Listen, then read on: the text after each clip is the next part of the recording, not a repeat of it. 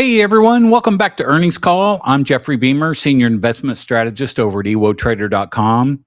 If you've been with us for a while, you know we don't just talk about stocks. We talk about how to profit from company earnings announcements. That's right, this show is all about stocks and earnings, okay? So here we are the week of July 6th, coming out of a July 4th weekend. This marks the transition. Really, next week is the beginning of the new earnings season. So we're in a transition week right now with a relatively light calendar led by consumer, industrial, and transportation names. So while the market moving catalysts are somewhat limited, several large cap reports could set the tone ahead of major bank earnings that begin next week. Okay, so from an options perspective, this week, really, PepsiCo and Delta Airlines are likely to attract the greatest institutional attention. So these headlines, PepsiCo on Thursday, that will provide an important read on consumer demand and pricing power within the consumer staples arena. And then Delta Airlines follows on Friday morning, and that will offer insight into travel demand and corporate bookings as the busy travel summer season continues. Okay, so let's get into it.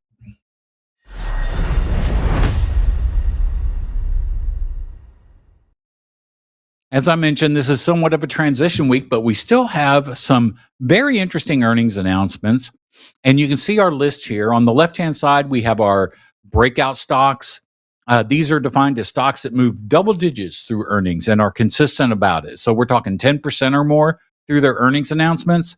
And on the right-hand side, we have what we call quiet stocks. These are stocks that don't move more than a few percentage points through earnings. We're talking 9% or less. Okay. So yeah, 9% is a bit of a move, but really anything that's single digits qualifies as a quiet stock in our book.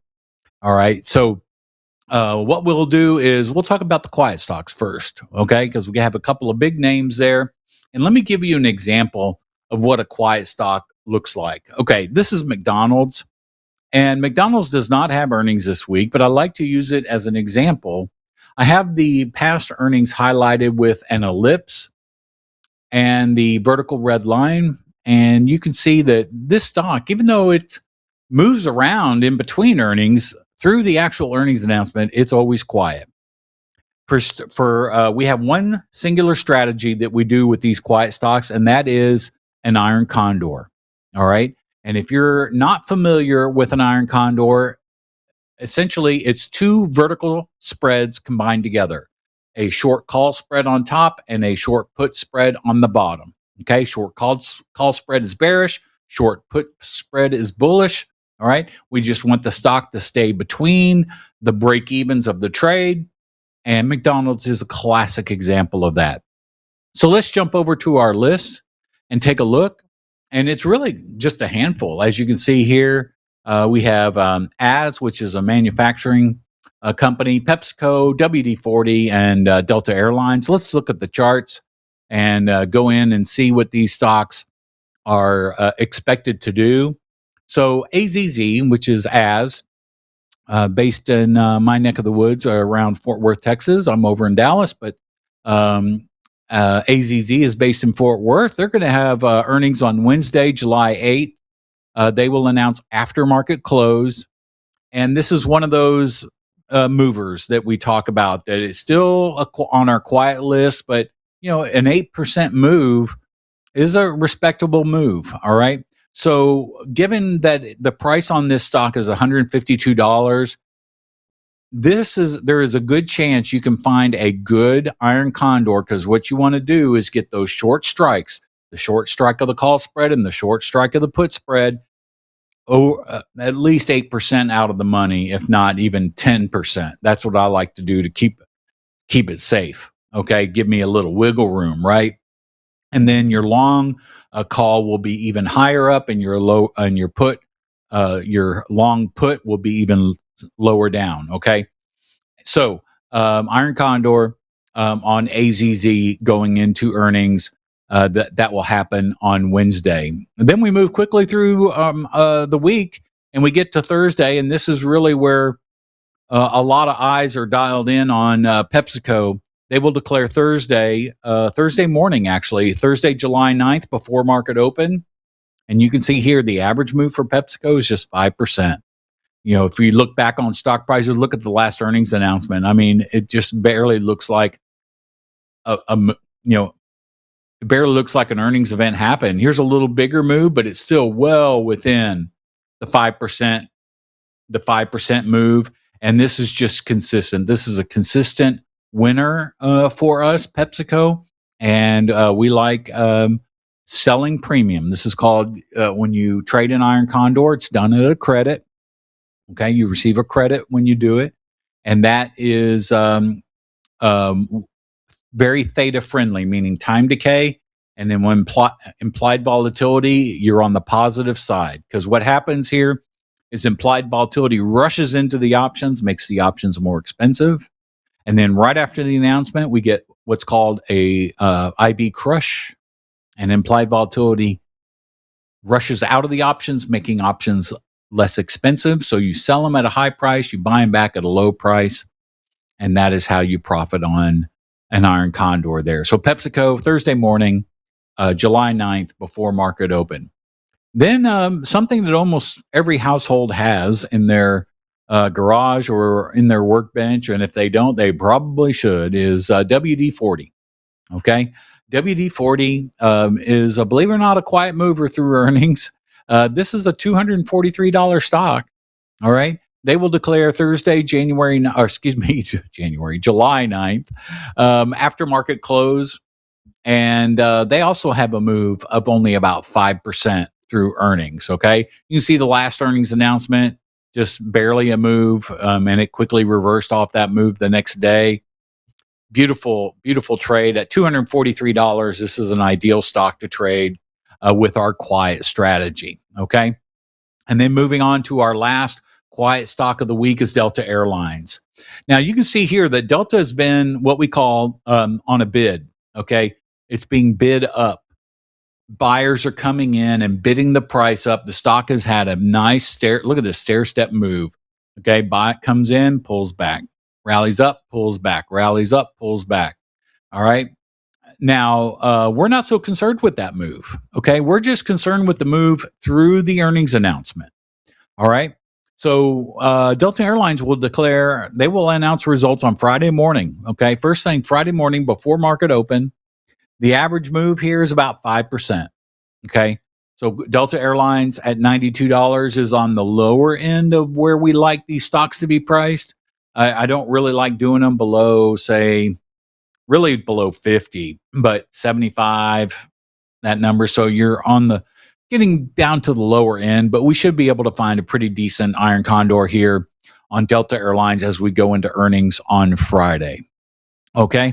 Now, that is it for our quiet stocks, but you're going to want to stick around because not only are we going to talk about our big breakout stocks, but we're also going to talk about the trade that we did last week. All right. And then, or the previous week. And then we have a new trade for you this week. So you're going to want to stick around. But let's take a look at our breakout stocks. Okay.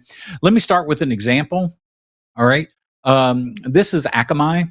Now, Akamai does not have earnings this week, but this is just an example.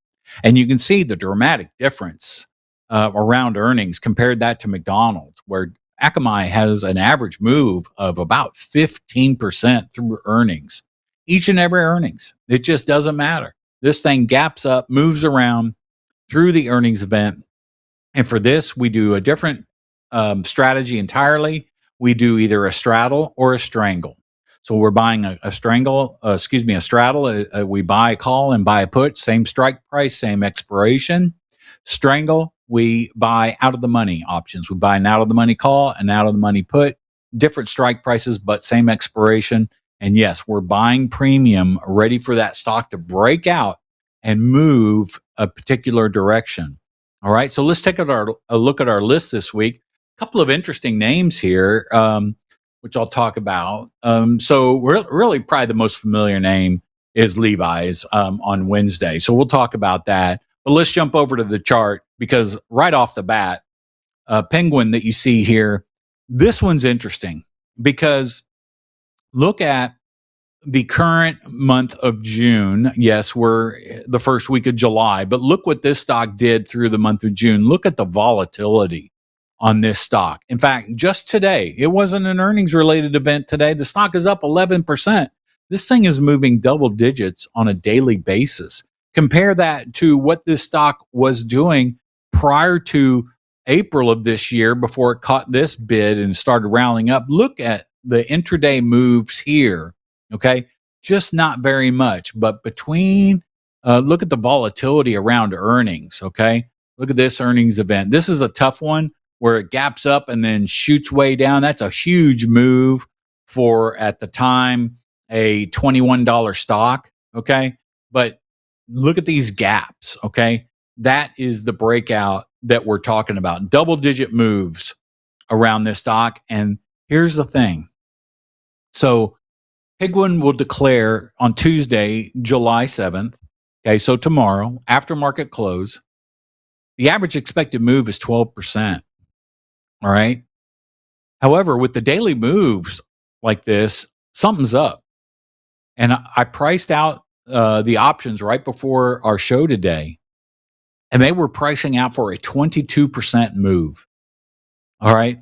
Options are pricing a 22% move. Now that poses a problem. All right. A statistical problem for us, because if you average 12% and the market's saying, hey, it's going to move bigger. All right. You're going to pay for that bigger potential move. And potential is the operative word there.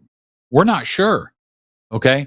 So this is where I would probably skip Penguin this cycle and look maybe next cycle to trade it, because all of a sudden, as you see here, the stock was rallying up, and look at the daily moves here, not very volatile. And then we get to June and look at the daily moves of this stock.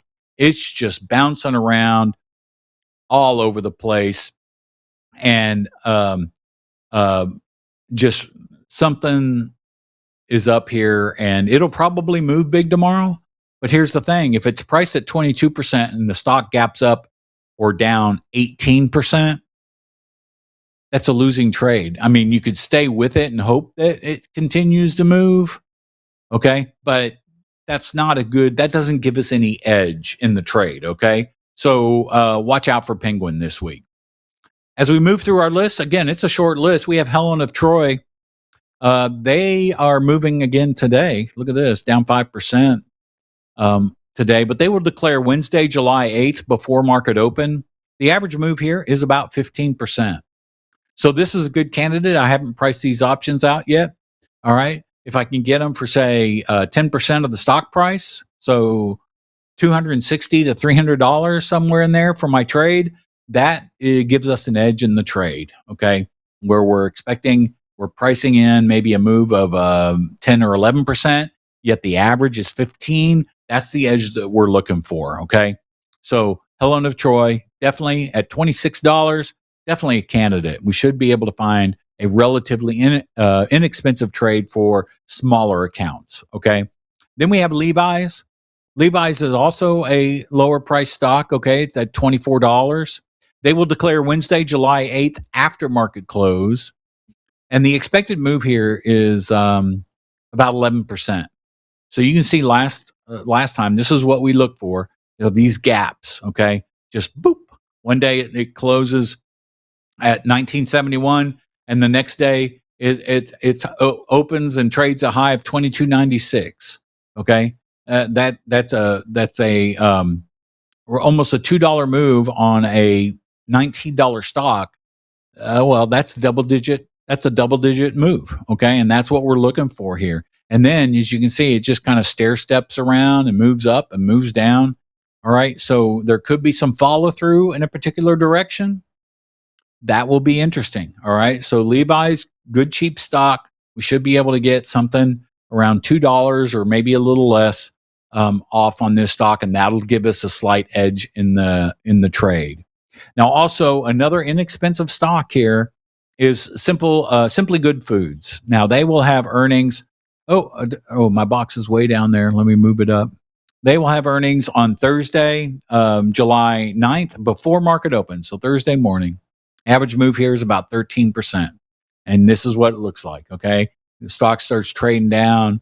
It ends the day at 1441, and then the next day it opens up at 1180. 1441 to 1180. That is a double-digit percentage move on a stock, that's valued at around $14 at that time. Now it's around $13.15. Okay, and it could be trading at almost $16 on Friday, or it could be trading down towards $10. But either way, that might be a good trade. We should be able to get a trade here. You would want your trade again around 10% of the stock price. So hopefully around $1.30, $1.50. I wouldn't pay more than that, just to make sure we have an edge in the trade. All right. So let's take a look at our list one more time this week. There's a couple familiar names, and then as you saw, some names you might not be familiar with, but really the market's focused on specifically Pepsi and Delta Airlines. Big announcement for Pepsi, which is interesting. We'll see how this plays out. But Marriott, just so you know, Marriott announced that it's converting over 30,000 hotels away from Pepsi products and turning it over to Coke. Okay. And that has been a big thing. For over 38 years, Marriott's have had a deal with Pepsi, and 2-to-1 on surveys that they did throughout all their hotels. 2-to-1, they had a preference for Coke. So they're making that switch. Big news coming from Marriott regarding that, and we'll see how that affects Coke's announcement whenever they have their earnings coming up in the next cycle. Okay, so really Pepsi and Delta, but I would watch Penguin tomorrow just for fun. That potential move, really the breakout stock, all these breakout stocks. There's just 4 of them. Okay, and then of course some of the quiet stocks. We'll see how they all perform. So let's talk about last week's trade, which was also on a consumer products stock, Constellation Brands. Okay, we did a trade. Because Constellation Brands has a single-digit estimated move through their each and every earnings, and we did an iron condor. So on the left you have your chart, on the right you have your risk graph, and you can see break-evens on the top. It's the dotted blue line, and then on the bottom, actually in this image it's not really there, but it's there.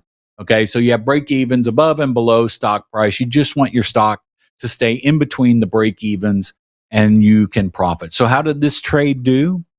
Well, Constellation Brands did exactly what we wanted it to do, and we had a nice winner there, and had a very nice return on our trade, and was very successful. So finally back on the winning side of things, which is quite a normal occurrence for us here on our earnings call.